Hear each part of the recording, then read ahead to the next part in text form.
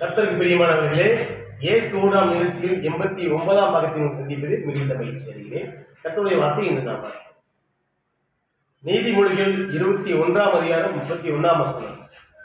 குதிரை யுத்த நாளுக்கு ஆயத்தமாக்கப்படும், ஜெயமோ கர்த்தரால் வரும். கர்த்தர் மேல் அருமையாக இருக்கிறாரு.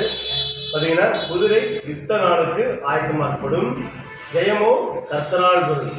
பார்த்தீங்கன்னா, குதிரை வந்து ஆயத்தப்படுத்துவாங்க. நிறைய பேர் குதிரை வந்து இந்த பந்தயம்லாம் பார்க்க பார்த்தீங்களா?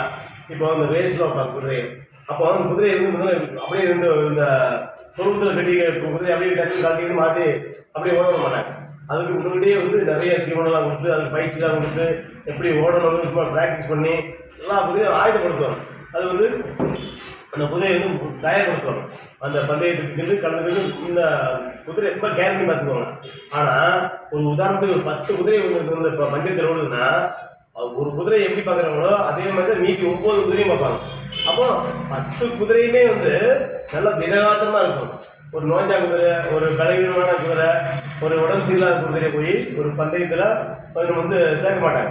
அப்போ நல்ல பலசாலியான வந்து குதிரை தான் வந்து மற்ற குதிரையை காட்டிலும் மிகவும் பலசாலியான குதிரை தான் வந்து அந்த பந்தயத்தில் சேர்ப்பாங்க.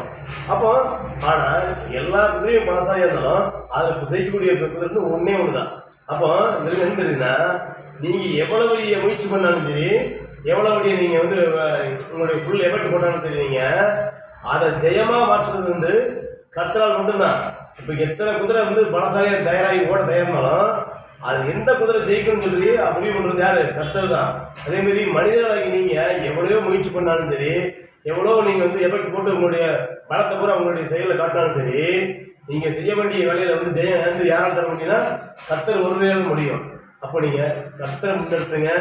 எந்த வேலையும் இல்லை, எந்த வேலையும் சரி, இந்த வேலை அந்த வேலை எந்த வேலையும் சரி, கர்த்தரை முன்னெடுத்துங்க. கர்த்தரை முன்னெடுத்தும் போது உங்கள் வேலைகள் பெண்டிங்காக கிடக்கலாம், உங்களுடைய வேலைகள் ரொம்ப சுலபமாக போயிட்டு இருக்கலாம். எந்த வேலையாலும் சரி, உங்களுடைய வாழ்வு வந்து வெற்றி அடையணும்னு நினச்சிங்கன்னா நீங்கள் கர்த்தரை முன்னெடுத்துங்க. உங்கள் வாழ்வு ஜெயமாகும். கர்த்தர் உங்களை ஆசீர்வதிப்பாராக. ஆமென்.